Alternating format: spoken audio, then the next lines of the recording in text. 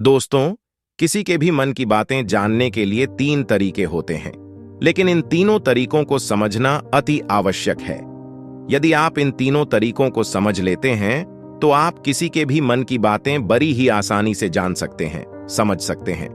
तो चलिए, इसे एक बुद्ध कहानी के माध्यम से समझते हैं कि किस तरह से आप दूसरों की मन की बातें जान सकते हैं, समझ सकते हैं। इससे पहले कि आप हमारे बुद्धवाणी में खो जाएं, उससे पहले हमारे चैनल को सब्सक्राइब और वीडियो को एक लाइक जरूर करें। जो गुजर गया उसके बारे में मत सोचो और भविष्य के सपने मत देखो, केवल वर्तमान पर ध्यान केंद्रित करो। आपको जो कुछ मिला है उस पर घमंड ना करो और ना ही दूसरों से ईर्ष्या करो। घमंड और ईर्ष्या करने वाले लोगों को कभी भी मन की शांति नहीं मिलती। सत्य के मार्ग पर चलते हुए कोई दो ही गलतियां कर सकता है: पूरा रास्ता ना तय करना और इसकी शुरुआत ही ना करना। एक क्षण एक दिन को बदल सकता है, एक दिन एक जीवन को बदल सकता है और एक जीवन पूरे विश्व को बदल सकता है। हर मनुष्य अपनी सेहत या बीमारी का रचयिता खुद ही है। एक शहर में एक धनी व्यक्ति रहता था। उसके पास बहुत पैसा था और उसे इस बात पर बहुत घमंड भी था। एक बार किसी कारण से उसकी आंखों में इन्फेक्शन हो गया। आंखों में बुरी तरह जलन होती थी। वह डॉक्टर के पास गया, लेकिन डॉक्टर उसकी इस बीमारी का इलाज नहीं कर पाया। सेठ के पास बहुत पैसा था। उसने देश विदेश से बहुत सारे नीम हकीम और डॉक्टर बुलाए। एक बड़े डॉक्टर ने बताया कि आपकी आंखों में एलर्जी है, आपको कुछ दिन तक सिर्फ हरा रंग ही देखना होगा और कोई और रंग देखेंगे तो आपकी आंखों को परेशानी होगी। अब क्या था, सेठ ने बड़े बड़े पेंटरों को बुलाया और पूरे महल को हरे रंग से रंगने के लिए कहा। वह बोला, मुझे हरे रंग से अलावा कोई और रंग दिखाई नहीं देना चाहिए। मैं जहां से भी गुजरूं, हर जगह हरा रंग कर दो। इस काम में बहुत पैसा खर्च हो रहा था, लेकिन फिर भी सेठ की नजर किसी अलग रंग पर पड़ ही जाती थी, क्योंकि पूरे नगर को हरे रंग से रंगना को संभव ही नहीं था। सेठ दिन प्रतिदिन पेंट कराने के लिए पैसा खर्च करता जा रहा था। वहीं शहर के एक सज्जन पुरुष गुजर रहा था। उसने चारों तरफ हरा रंग देखकर लोगों से कारण पूछा। सारी बात सुनकर वह सेठ के पास गया और बोला, सेठ जी, आपको इतना पैसा खर्च करने की जरूरत नहीं है। मेरे पास आपकी परेशानी का एक छोटा सा हल है। आप हरा चश्मा क्यों नहीं खरीद लेते? फिर सब कुछ हरा हो जाएगा। सेठ की आंख खुली की खुली रह गई। उसके दिमाग में यह शानदार विचार आया ही नहीं। वह बेकार में इतना पैसा खर्च किए जा रहा था। तो मित्रों, जीवन में हमारी सोच और देखने के नजरिए पर भी बहुत सारी चीजें निर्भर करती हैं। कई बार परेशानी का हल बहुत आसान होता है, लेकिन हम परेशानी में फंसे रहते हैं। तो मित्रों, इसे कहते हैं सोच का फर्क। जो सोता नहीं है उसके लिए रात लंबी है, जो चलता नहीं है उसके लिए दूरी लंबी है, और जो मूर्ख सच्चा धर्म नहीं जाता उसके लिए जीवन ही लंबा है। एक बार विश्व के महानतम दार्शनिकों में से एक सुकरात एक बार अपने शिष्यों के साथ बैठे कुछ चर्चा कर रहे थे। तभी वहां अजीबोगरीब वस्त्र पहने एक ज्योतिषी आ पहुंचा। वह सबका ध्यान अपनी ओर आकर्षित करते हुए बोला, मैं ज्ञानी हूं, मैं किसी का चेहरा देखकर उसका चरित्र बता सकता हूं। बताओ तुम में से कौन मेरी इस विद्या को परखना चाहेगा? शिष्य सुकरात की तरफ देखने लगे। सुकरात ने उस ज्योतिषी से अपने बारे में बताने के लिए कहा। अब वह ज्योतिषी उन्हें ध्यान से देखने लगा। सुकरात बहुत बड्ढे ज्ञानी तो थे, लेकिन देखने में बड्ढे सामान्य थे, बल्कि उन्हें कुरूप कहना कोई अतिशयोक्ति न होगी। ज्योतिषी उन्हें कुछ देर निहारने के बाद बोला, तुम्हारे चेहरे की बनावट बताती है कि तुम सत्ता के विरोधी हो। तुम्हारे अंदर द्रोह करने की भावना प्रबल है।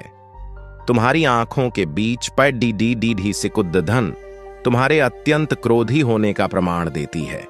ज्योतिषी ने अभी इतना ही कहा था कि वहां बैठे शिष्य अपने गुरु के बारे में ये बातें सुनकर गुस्से में आ गए और उस ज्योतिषी को तुरंत वहां से जाने के लिए कहा। पर सुकरात ने उन्हें शांत करते हुए ज्योतिषी को अपनी बात पूर्ण करने के लिए कहा। ज्योतिषी बोला, तुम्हारा बेडौल सिर और माथे से पता चलता है कि तुम एक लालची ज्योतिषी हो, और तुम्हारी ठुड्डी की बनावट तुम्हारे सन की होने की तरफ इशारा करती है। इतना सुनकर शिष्य और भी क्रोधित हो गए, पर इसके उलट सुकरात प्रसन्न हो गए और ज्योतिषी को इनाम देकर विदा किया। शिष्य सुकरात के इस व्यवहार से आश्चर्य में पड़ गए और उनसे पूछा, गुरुजी, आपने उस ज्योतिषी को इनाम क्यों दिया? जबकि उसने जो कुछ भी कहा वो सब गलत है। नहीं पुत्रों, ज्योतिषी ने जो कुछ भी कहा वो सब सच है। उसके बताए सारे दोष मुझ में हैं। मुझे लालच है, क्रोध है, और उसने जो कुछ भी कहा वो सब है। पर वह एक बहुत जरूरी बात बताना भूल गया। उसने सिर्फ बाहरी चीजें देखीं, पर मेरे अंदर के विवेक को नहीं आंक पाया, जिसके बल पर मैं इन सारी बुराइयों को अपने वश में किए रहता हूं। बस वह यहीं चूक गया। वह मेरे बुद्धि के बल को नहीं समझ पाया। सुकरात ने अपनी बात पूर्ण की। मित्रों, यह प्रेरक प्रसंग बताता है कि बड्ढे से बड्ढे इंसान में भी कमियां हो सकती हैं, पर यदि हम अपनी बुद्धि का प्रयोग करें तो सुकरात की तरह ही उन कमियों से पार पा सकते हैं। तुम्हारा सबसे बड़ा शत्रु तुम्हें उतना नुकसान नहीं पहुंचा सकता जितना कि तुम्हारे खुद के बेपरवाह विचार पहुंचा सकता है। लेकिन एक बार इन्हें काबू कर लिया जाए तो फिर कोई तुम्हारी इतनी मदद भी नहीं कर सकता जितना तुम खुद अपनी कर सकते हो। यहां तक कि तुम्हारे माता पिता भी नहीं। किसी गांव में एक साधु रहा करता था। वो जब भी नाचता तो बारिश होती थी। अतः गांव के लोगों को जब भी बारिश की जरूरत होती थी तो वे लोग साधु के पास जाते और उनसे अनुरोध करते कि वे नाचे, और जब वो नाचने लगता तो बारिश जरूर होती। कुछ दिनों बाद 4 लड़के शहर से गांव में घूमने आए। जब उन्हें यह बात मालूम हुई कि किसी साधु के नाचने से बारिश होती है तो उन्हें यकीन नहीं हुआ। शहरी पढ़ाई लिखाई के घमंड में उन्होंने गांव वालों को चुनौती दे दी कि हम भी नाचेंगे तो बारिश होगी, और अगर हमारे नाचने से नहीं हुई तो उस साधु के नाचने से भी नहीं होगी। फिर क्या था, अगले दिन सुबह सुबह ही गांव वाले उन लड़कों को लेकर साधु की कुटिया पर पहुंचे। साधु को सारी बात बताई गई। फिर लड़कों ने नाचना शुरू किया। आधे घंटे बीते और पहला लड़का थक कर बैठ गया, पर बादल नहीं दिखे। कुछ देर में दूसरे ने भी यही किया, और 1 घंटा बीतते बीतते बाकी दोनों लड़के भी थक कर बैठ गए, पर बारिश नहीं हुई। अब साधु की बारी थी। उसने नाचना शुरू किया। 1 घंटा बीता, बारिश नहीं हुई। साधु नाचता रहा। 2 घंटा बीता, बारिश नहीं हुई, पर साधु तो रुकने का नाम ही नहीं ले रहा था। धीरे धीरे शाम ढलने लगी कि तभी बादलों की गड़गड़ाहट सुनाई दी और झोरों की बारिश होने लगी।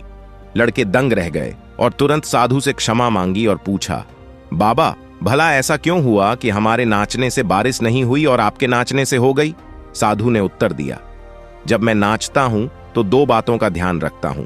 पहली बात, मैं ये सोचता हूं कि अगर मैं नाचूंगा तो बारिश को होना ही पड़ेगा, और दूसरी ये कि मैं तब तक नाचूंगा जब तक कि बारिश ना हो जाए। फ्रेंड्स, सफलता पाने वालों में यही गुण विद्यमान होता है। वो जिस चीज को करते हैं उसमें उन्हें सफल होने का पूरा यकीन होता है, और वे तब तक उस चीज को करते हैं जब तक कि उसमें सफल ना हो जाएं।